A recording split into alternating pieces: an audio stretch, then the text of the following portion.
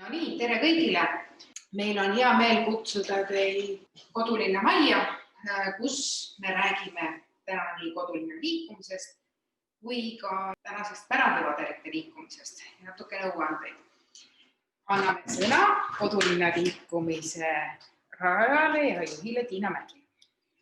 Nii, tähendab, Kodulinna liikumine kui nähtus tekkis aastal 1975. Ja tema initsiaatoriks oli tegelikult Eesti Televisioon. Sellepärast, et noortesaadete toimetuse egiidi all nagu sai see ettepanek tehtud ja sai summeeritud päris mitu mõtet. Ühesõnaga, üks mõte oli see, et Tallinna vanalinnas on väga palju põnevat, mis on varjatud inimpilkudest ja võib-olla leiaks mingi lahenduse, et neid asju oleks näha. Sai tehtud üks ettepanek saatesarjaks, mille pealkirjaks oli pool tundi vaba aega pühapäeviti. Ja niimoodi oli ka see asi nagu välja pakutud. Kolleegidel oli veel teisigi mõtteid ja kokku sai need liidetud siis pealkirja alla Kodulinn. Kuulutasime välja üldsusele, kes on huvitatud tegutsemisest Tallinna vanalinnas, tulge siis dominiiklaste kloostri hoovile 24. oktoobril. Mina kujutasin ette, et seal on kohutavalt palju noori spetsialiste ja tudengeid. Inimesi, kellel on teadmised, kellel ei ole võimalust oma teadmisi rakendada. Ja kui siis need uksed lahti läksid ja seal oli 64 kooliõpilast pärani silmi, siis mina ikka pettusin kõvasti. Sellepärast, et mis on nendega ikkagi teed. Aga kuna me olime välja kuulutanud ka, et sellest asjast saab tehtud televisiooni saade, just nimelt saade, mitte saatesari, siis meil ei olnud midagi muud teha, kui planeerisime selle esimese saate ära ja tegime ta ära.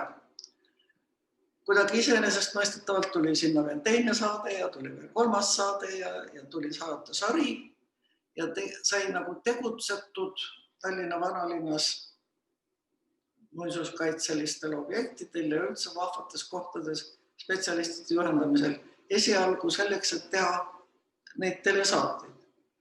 Aga päris voolavalt ja niimoodi iseenesest mõistetavalt läks tegevus omasaudu ja saateid jäid omasaudu.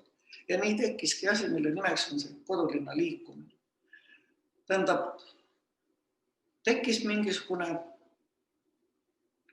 hulk inimesi, aga ikkagi edasi noori õpilasi, kes hakkasid käima pühapäeviti 2 korda kuus, hommikul, olenemata sellest, kas tuiskas, sadas või paistis päike, tuldi 10 viisi, 100 viisi ja tehti tööd, mille sarnast praegused kooliõpilased üldse ei kujuta ette, et nad paneksid käed üks asja külge.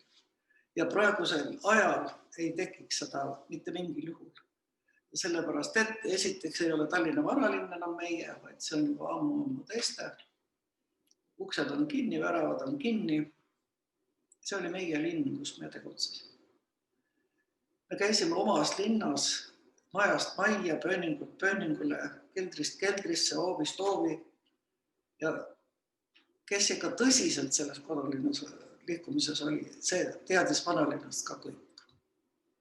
Ta teadis väga täpselt, kuidas on võimalik minna Pikal tänaval ühelt katuselt teisele, nii et saala ei kokku. Sest et kus katuseluugid lahti olid ja kus oli kuri tädi ja ei lubanud minna, siis sinna ma ei minda, mindi teise. Mis need fenomenid olid? Ma olen kaugel sellest, et öelda, et fenomeniks oli see, et kõik armastasid kohutavalt nüüd ajalugu ja oma linna ja see oli patriotism, see kindlasti ei olnud seda. See oli hoopis tahe teha midagi mitte traditsioonilist. See oli väga paljudel ja ma arvan enamusjuhtudel siiski niisugune asi, et need noored inimesed, kes tulid, need otsisid ise ennast selles linnas ja selles tegevuses. Sellepärast, et kui ma nüüd tagantjärgi mõtlen, kes siin kõik käinud on, missugused nad olid siis ja missugused nad on praegu, siis on see küllalt kummaline pilt, sest tegelikult on kogu see Tallinna inimesi, kes nagu Tallinna kodulinnas olid. Ma jõudsin lugeda 10 000 seda kartoteeki. pärast edasi me enam ei registreerinud, sest see jäi kuidagi nagu kaootilisemaks. Aga tekkisid nagu sõsar ettevõtmised ju veel üle terve Eesti. Kuressaares, no siis Kingissepa, Võhmas, Hiiumaal, Rakveres, Tartus Tõrvas. Ja Tõrvas on kõige tõsisem ja kõige asjalikum asi, mis tekkis üldse Tõrva. Ja Tõrva oli täpselt see, mis oli asja mõte ka Tallinnas, kus ta paraku hakkas paljudel juhtudel nagu lagunema vasakule paremale. Tänu sellele televisioonile ka see natuke segas pöörast poole. Aga mis olid siis jah need motiivid, ma ei oska öelda. Ikkagi ma arvan, et see tahe leida ennast ja selle najal siis leiti seda linna. Sellepärast, et jah, muidugi selle rahva põhjal on ju tulnud päris mitmeid nimesid, kes tegelevad ka edasi ajaloo ja kultuuripärandiga, aga selles nimestus on ka palgamõrvareid, kirikuõpetajaid, diplomaate, päris nimed pole olulised, aga tegelikult nii ta on. Ühesõnaga täispilt kogu elust, mis seal oli. Ja väga paljuski, nii nagu praegu ei tea enam väga paljud inimesed, mis tähendab EUE. EUE oli ehitusmalev sellisel moel, et kes seal olid ühes rühmas ja tööd tehti, siis sellest sai sõprus ja üksteise arvestamine ja lugupidamine eluks ajaks. Paljude suhtes on kodulinnas ka nii, et aastad lähevad ja kui vaja on kellegi abi ja sa tead, et ta on olnud kodulinnas, siis see tegur mängib.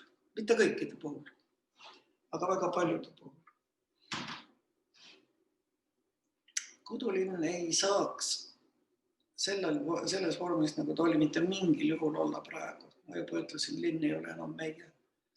Ja suhtumine niisugusesse vabasse tegevusse on ka hoopis teine, sellepärast, et ma usun, et ma oleks 2 korda juba sunnitööl, kui praegu kasutaks neid samu vorme, sellepärast, et on arhiivis pilte, kus kuskil 20-30 särasilmset jõmsikut on tellingute peal, kes istub, kes seisab ühel jalal, kes ripub. Meil ei juhtunud ühtegi õnnetust, sellepärast, et igaüks teadis, et tuleb ennast hoida ja kellegiga ei juhtunud lihtsalt midagi paha. Meid kaitses saatus või see sama taadike seal pilve peal. Aga ühesõnaga midagi hullu ei juhtunud. Tiina, võib-olla sa räägid mõne sõnaga sellest, mis oli see hariduslik pool sellisel tegevusel? Hariduslik pool. Ma ütles, et kõige tähtsam on eneseõppimine. Ma paneksin selle esikohale. Sellepärast, et ühesõnaga, kui ma nüüd tagantjärgi mõtlen, kes olid nagu priimused kodulinnas. Kodulinnas olid priimused need, kes oskasid olla ise, kes oskasid oma sisemusest välja võtta, mida nad oskasid, kas mida nad oskasid hinnata või mida nad oskasid teha või mida nad tahtsid teha. Ühesõnaga, see oli nagu kõige olulisem. See, kui palju seal keegi õppis ära, kui ta 7 kihti tapeeti seina pealt lahti võttis, et missugusel aastal ja missuguse töökoja poolt on tehtud üks või teine tapeet, ma arvan, see ei ole üldse oluline. Oluline oli hoopis see, et ta oskas näha seda, et kui ma lähen ja leian niisuguse koha, kus on need 7 kihti, siis ma hakkan uurima, kui ma tahan. Mis need on? See tähendab koha pealt niisugust. Oli vaja saada emotsioon, oli vaja saada tõuge millegi uurimiseks. Aga mitte ainult ajalugu ja mitte ainult niisugust ehituspärandit, ma arvan. Väga palju rohkem siiski seda just seda eneseotsimist, eneseusku.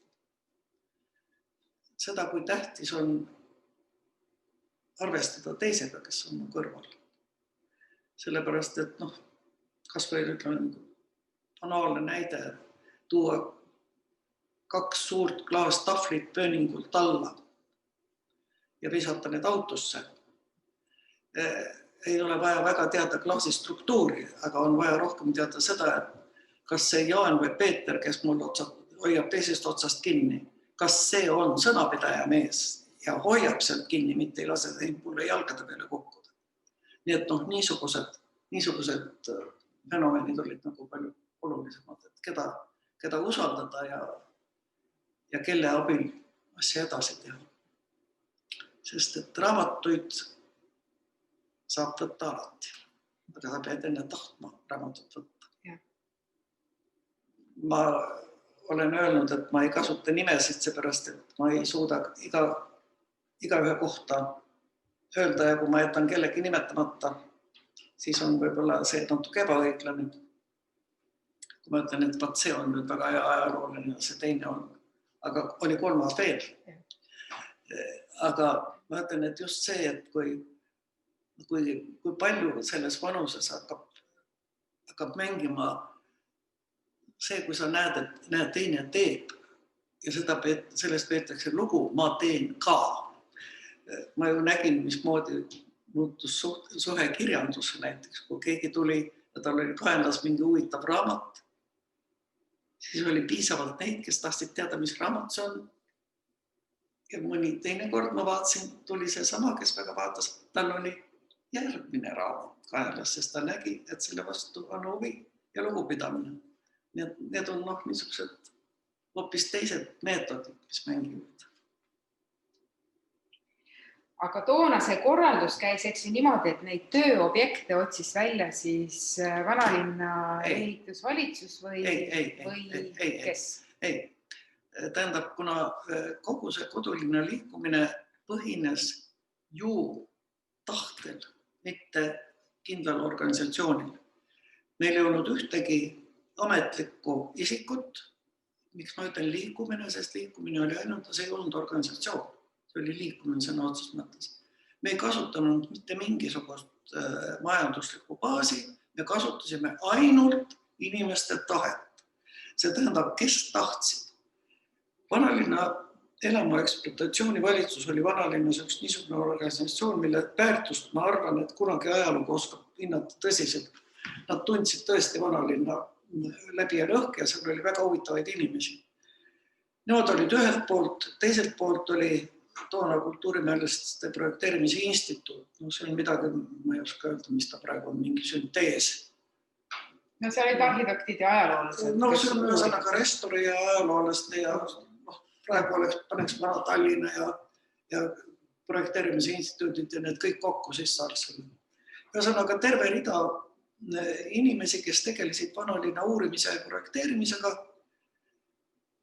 nende hulgast, kes olid vahvad ja tahtsid, siis muinsuskaitse, Kangropoli firma, jälle mitte keegi ei pidanud, aga kes tahtis ja kes tundis selle asja vastu huvi, kes oli nõus tulema pühapäeval. Ja ühesõnaga ega alati ei ole tasumist olnud kõikidel inimestel nüüd selle, kuidas ma nüüd ütlen, pubekate karjaga õiendada sõna otseses mõttes. Ühesõnaga suhtumine sellesse, et mis neist ikka on ja mis nad ikka teevad ja ega nad niikuinii tööd ei viitsi teha ja küll nad teevad tingimata pahandust ja ega see suhtumine on ju kõikidel aegadel olnud, aga see ei ole praegu teistmoodi, kui ta oli mitukümmend aastat tagasi. Aga kes tahtsid ja viitsisid ja olid, need olid, tähendab, ja nendega me leppisime kokku, mis on need tööd, mis on need võimalused, mida me saame teha ja mis on need vahendid, millega teha. Ma ütlen, markantseim asi oli see, kui praegu keegi ei usu seda, aga see kõik on reaalselt olnud. Ühesõnaga, meil ei olnud mitte mingit küsimust saada näiteks, kui oli tahtmine saada 10 veoautot, kallurit, siis oli võimalik saada 10 veoautot ja kallurit. Selleks ei olnud vaja mitte mingisugust raha eraldist, riiklikku mingisugust vähem maksmised taotlust, eks ole, ma lihtsalt helistasin kas autobaasi ja kõige suurem autode tarni oli julgeolekukomitee, sellepärast, et nende autobaas oli siin samas vanalinnas. Ei olnud midagi lihtsamat, kui helistad neile ütlesid, et poisid, 3 autot oleks vaja. Mis kellani küsiti, mis kellani autod nüüd olemas. Ja mitte keegi arveid ei esitanud. Ühesõnaga, kõik käis niisugune kokkuleppe põhjal. Nii et jah, niisugust suhtumist ja niisugust tegevust tänapäeval enam ei ole. Ei saagi olla sellepärast, et majandusalused on teised. Jah, majandus on teine ja omandisuhted on teised, et no see ongi majandus. Et mina, kes olen nii-öelda sinu kasvandik, eks ju, kodulinnas läbi käinud, et see tunne, et see on minu linn, nagu sa siin alguses ennem ütlesid, et see tuleneski ennekõike mitte sellest, et ma teadsin, kust õuest läbi pääseb kõige otsemat teed pidi, vaid sellepärast, et mul oli võimalus ise käsi külge panna ja midagi teha, et kasvatada seda niisugust nagu omaniku tunnet. Aga aeg on selles suhtes nagu edasi läinud, et meie pärand vajab jätkuvalt hoolt ka siis, kui need omandisuhted on tõesti nii palju muutunud. Me ei saa võib-olla nagu sellise suurema seltskonnaga enega tegutseda, aga meil on siin täna teise esinejana siis Elle Lepik, kes on vedamas pärandivaderite projekti juba aastast 2015. Ja Elle räägib siis sellisest sarnasest koolilaste ja pärandi suhtest siis viimase 5 aasta jooksul. Kuidas me oleme üritanud natukene seda uuesti ette võtta? Mina olen Elle Lepik ja olen pärandivaderite projekti koordinaator ja saanud siis innustust kodulinna liikumisest ja teisest küljest võtnud eeskujuks Norra kultuuripärandi fondi korraldatud sarnane noorteprojekt. Oleme siis juba koos Riin Alataluga 5 aastat üle-eestiliselt läbi viinud kooli noortele suunatud projektid pärandivaderid, mille eesmärk selles, et suunata lapsi ja noori oma kodukohas kõigepealt märkama ja siis tundma, õppima ja käed külge lüües ka omalt poolt panustama kultuuripärandisse. Peamiselt toimuvad talgud, kus õpilased saavad teha neile jõukohast tööd, mis siis võib olla näiteks mõisaparkides või linnaparkides riisumine või rohimine või kalmistute kultuuriväärtuslike hauatähiste pesemine, puhastamine, sambla mahakraapimine või siis piirete üle värvimine. Peamiselt pärandivaderite eestvedajad on siis koolides õpetajad, aga see ei ole kindlasti reegliks. Meil on kaasa löönud ka külaseltsid ja kõik, kes tunneb initsiatiivi ja soovib noorteni viia seda sõnumit pärandist, siis on väga oodatud kaasa lööma. Näiteks esimesel aastal oli meil kaasa üks perekond, kes oli koduõppel ja oma 3 lapsega. Nemad võtsid oma hoole alla Pääskülas Peeter Suure merekindluse rooduvarjendi ning kõigepealt kevadel korjasid seal kokku 10 kuupmeetrit prügi konteinerisse, siis suvel nad trimmerdasid ala ja sügisel käisid veel järel koristamas, nii et on jõukohane ka väikestele meeskondadele tõeliselt suuri tegusid ära teha. Projekti poolt on meil ette nähtud ka talgute läbiviimise kuludeks hüvitamine ja märtsikuus tavaliselt ma siis kuulutan välja selle summa, mille ulatuses saab siis hüvitust küsida. Ja selleks, et õpilased tunnetaksid oma töö väärtust paremini, kutsume me alati ka kellegi eksperdi õpilastele paiga ajaloolist tausta tutvustama. Selleks võib siis olla nii ajaloolane, muinsuskaitseekspert, arheoloog, folklorist, keegi, kes on just konkreetselt selle objektiga hästi tuttav. Siin fotol näha olev pärandivaderite meeskond on Rakvere gümnaasiumi 11. klass, kes käis sel sügisel Rakvere linnakalmistul muinsuskaitse all olevaid hauatähiseid korrastamas. Ja kohal olid ka Muinsuskaitseameti töötajad, kes ajaloost rääkisid. Koolide puhul on hästi oluline see, et projektis osalemine oleks seotud ka õppetegevusega ja lähtuks riiklikust õppekavast. Kõige esmasemad ja suuremad seosed on loomulikult ajaloo õppekavaga, kuid on võimalus ka õppeaineid lõimida. Näiteks Kolga koolis eelmisel aastal tegid õpilased tehnoloogiatunnis puidust aknakatted selleks, et paigaldada need kooli lähedal asuvale Kolga mõisa endisele aedniku majale ette. See hoone on juba pikalt ilma kasutuseta olnud ja seal kippusid kogunema noored ja esialgsed aknakatted olid juba katki löödud. Aga siis Kolga kooli õpilased kõigepealt tehnoloogiatunnis tegid aknakatted valmis ja pärast kunstitunnis tegid kavandid. Ja kavandite järgi valiti siis välja 5 tugevamat kavandit, need teostati ära. Ja praegu on Kolga mõisapargis siis suurepärane võimalus nautida sellist välikunstinäitust ja teisest küljest on õpilaste käte läbi pakutud mälestisele ka kaitset ilmastiku eest.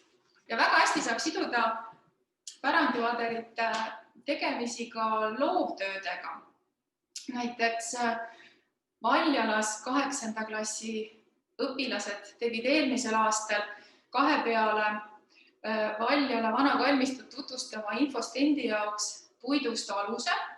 Sellel kevadel üks noormees valmistas kalmistu jaoks ka puidust prügikasti. Teine kalmistu, mis oli juba täitsa unustuse hõlma vajunud ja metsas looduse poolt üle võetud, on Viljandimaal asuv Heimtali mõisnike Mons Iversite perekonna kalmistu. Eelmine aasta 2 noormeest valmistasid sellele kalmistule sepisväravad. Käesoleval aasta kevadel, kui pandeemia puhkes, ehmatas see loomulikult meid kõigepealt ära, et ei olegi võimalik see aasta teha õpilastega koos talguid, kuid koostöös Eesti Vabaõhumuuseumi Maa-arhitektuurikeskusega tuli meil suurepärane mõte ning me kuulutasime välja kodukoha akende inventeerimise talgud, mida aken peegeldab. Sellega siis said distantsõppe ajal õpilased täiesti iseseisvalt käia ja pildistada üles kas ühe hoone aknad või soovi korral mitme hoone aknad ja täita ära inventeerimiskaardid. Seejärel me panime kokku klassi peale kõik investeerimiskaardid ja saime sellise toreda ülevaate piirkonna kohta.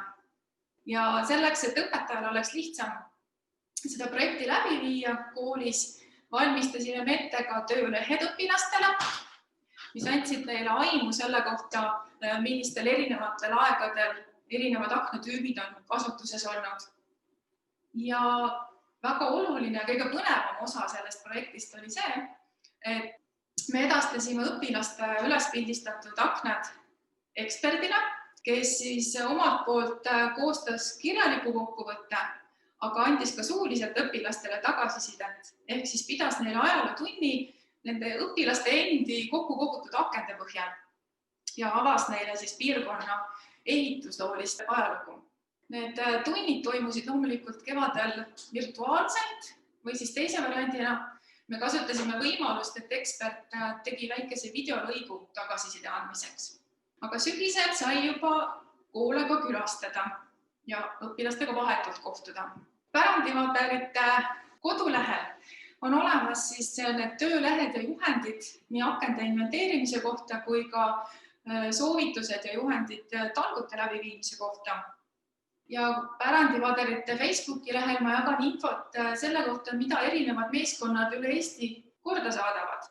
Ja kui tekib teil huvi projektiga liituda, siis palun helistage või kirjutage mulle ning tore oleks, kui te oma plaanist varakult teada annaksite, sest kui juhtub olema, et objekt on muinsuskaitse all, siis tuleb eelnevalt Muinsuskaitseametiga kooskõlastada kõik tegevused ja loomulikult me peame arvama aega selleks, et eksperdiga kokkuleppeid teha, kes tuleks kohale esinema. Oleks tore, kui vähemalt 3 nädalat enne talgu toimumist te annaksite endast märku. Aitäh! Aitäh, Helle! Mõned slaidid siis ka minu poolt, et minu nimi on Riin Alatalu, olen Eesti Kunstiakadeemias praegu muinsuskaitse ja konserveerimise osakonna siis õppejõud ja esiteks pean ma üldse kiitma, et meil on tore seis Eestis, et muinsuskaitset on võimalik üleüldse akadeemilisel tasemel õppida, sellist haridust paljudes riikides ei saa. Aga minu enda taust on see, et olen olnud kodulinnaga seotud juba 80. aastate päris algusest ja Tiina Mägi käe all koolitust saanud sellest, kuidas pärandi eest hoolt kanda. Ja ma arvan, et ükskõik kui keerulised või rasked ajad meil oleks või milliseid prioriteete me peame seadma siis ühiskonnas, siis pärandit ja kultuuriväärtusi ei tohi hetkekski unustada, sest et nendest me võime väga kergelt ilma jääda, kui me jätame need tähelepanuta ja ootame, et kunagi tulevad paremad päevad. Et sissejuhatuseks üks väike slaid, mis ma olen leidnud siis kodulinna kohta ajakirjandusest, et väga tore on see, et ETV arhiivis on päris mitmed kodulinna saated salvestatud ja sealt saab siis otsida kaadreid iseendast ja neid maha klõpsida sealt. Aga see kõige olulisem ongi siis see, et nagu ka Tiina enne ütles, et see laste arv, kes said väärtuskasvatuse kodulinnas, on mõõtmatu. See on tervele põlvkonnaks oluline. Aga mõned väikesed näited veel lisaks siis pärandivaderitele, mismoodi saab koolilaste haridust pärandivaldkonnas korraldada, et üks nendest oli küll kahjuks üheaastaseks ettevõtmiseks jäänud toona siis Eesti kultuuripärandi aastal 2013 saime me kokkuleppele rongifirmaga Edera Raudtee, kes toona veel viimast aastat opereeris siis nende vanade suurte rongidega. Ja me saime nendega nii toredale kokkuleppele, et kõik kooligrupid, kes sõitsid siis kultuuripärandi objektile, olgu see siis muuseum või linnus või mida iganes, et need said tasuta rongisõidu. Ja meil käis toona sõitis umbes 7000 õpilast aasta jooksul siis rongidega ühest linnast teise selleks või ka ühest alevist teise selleks, et kultuuripärandiga tutvuda. Ja mõned väikesed maakoolid, nagu näiteks Torma kool saavutas selle, et neil käisid kõik õpilased käisid siis pärandireisil, kusjuures Torma teatavasti ei asu raudteeres. Et see näitas pigem seda, et ennekõike on vaja tahtmist, et kõik asjad ei pea olema alati pandikul kätte toodud. Ja ma panin siia ka mõned näited välismaalt. Ma arvan, et 70. aastate kontekstis, kui Tiina Mägi alustas selle liikumisega, siis me kindlasti olime maailmas ikkagi nagu tähelepanuväärselt edumeelsed sellise laste liikumisega. Ja praegu me oleme võib-olla ikkagi nagu väga maha jäänud, sellepärast, et siin on vaid paar näidet näiteks Norrast, mida ka Helena mainis, kus nad on saanud siis Euroopa Nostra preemia sarnase koolilaste haridusprogrammi eest ja lihtsalt näide veel ka Soomes, kus on olemas lausa kultuuripärandi kasvatusselts ehk et see on organisatsioon, seltsiline organisatsioon, mis siis tegeleb kultuuripärandi alase haridusega, et nende peatähelepanu all on loomulikult noored, aga tegelikult ka kõik vanusegrupid, mis on ka tänase kodulinna maja seis, et ka siin on oodatud kõik vanusegrupid, mitte ainult koolilapsed. Ja viimase slaidina tahaks lihtsalt teha seda kokkuvõtet, et päris sageli on juttu sellest, et kaasame lapsi kultuuripärandit siis hoidma ja väga sageli on vastus selline, et noored ei ole huvitatud ja nemad tahavad ikka teha kõiki asju ühtemoodi. Ja kui me millalgi diskuteerisime oma Norra kolleegiga sel teemal, siis me jõudsime järeldusele, et see tõesti, need on ealised iseärasused, mis meid tabavad. Et hakatuseks on kõige lihtsam, on eks ju kaasata algklasside lapsi, need tulevad õhinal kõigega kaasa, et see pole üldse probleem, et võib-olla nende jõud ja teadmised ei käi kõigest asjast üle, aga tahtmist on neil olemas. Ja teismelised ja ka edasi veel 20. eluaastates noored inimesed on sellised, kes nagu pigem tahaksid teha kõiki asju teistmoodi ja jumala eest mitte nii, nagu öeldakse. Aga sellega võib-olla isegi kohati ei peaks nagu leppima, sest et elu näitab seda, et kui nad saavad natuke vanemas, siis nad teevad ikkagi kõike täpselt nii, nagu nende vanaemad ja vanaisad on neile õpetanud. See kasvatus mitte mingil juhul see vaev ka siis, kui vahest tundub, et see läheb nagu vastu tahtmist, ei ole maha visatud vaev, et need väärtushinnangud kuskile sinna salvestuvad ja meil on väga oluline kasvatada kõiki põlvkondi selleks, et meil oleks neid vanaemast ja vanaisasid, kes oleks eeskujuks siis ka noorematele inimestele. Aga ma arvan, sellega me täna oma nüüd väikseid etteasted lõpetame siin. Suur aitäh Tiina Mägi, suur aitäh Helle Lepik, et me saime kasutada siin Kodulinna Maja ruume ja siis ma annan siiski sõna uuesti Tiina. Võib-olla need praegused noored vajavadki mitme distsipliini koos eksisteerimist, et tunnetada tervikut. Mida Kodulinna Maja nagu nüüd teeb aastaid ümber vanalinna, seda helisevad linnamüüri, see on tegelikult süntees elukogemustest, kus on põnev olla ja kus on hea akustika. Selles atmosfääris ja selles ühises tegevuses on tekkinud niisugune jõud. Nad tunnevad nüüd tänu sellele, seda sama vanalinna ja seda ajalugu. Võib-olla tänu sellele tunduvalt rohkem kui siis, kui nad oleksid seda korralikult õpikust õppinud. Seepärast, et nad oleks siis seda õppinud ja see oleks olnud seal, nüüd nad tunnetavad ja nad on selle sees. Võt see on nüüd asi, mida ma ütlen, et mina nimetan seda lihtsalt kultuuride mikseeringuks, et see on meie meetod siin. Me üldse miksime ühte asja teisega, et saada kolmandat resultaati ja ma pean seda meetodit õigemaks, kui seda on üks ühele infovahetust, üks ühele õppimist.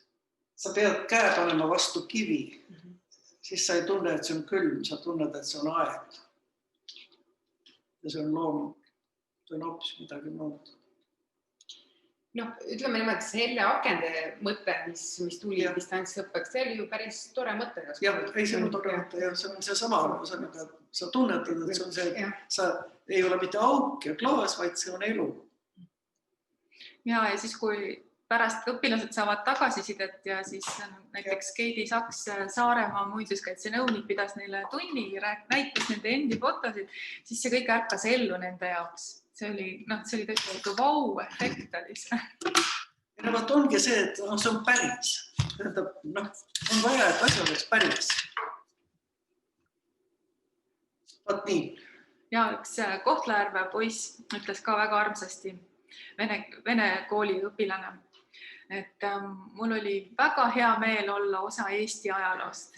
Tõmbame tänaseks otsad kokku. Suur aitäh kõigile, kes meid jälgisid. Kohtume siis pärandimaterjate targutele.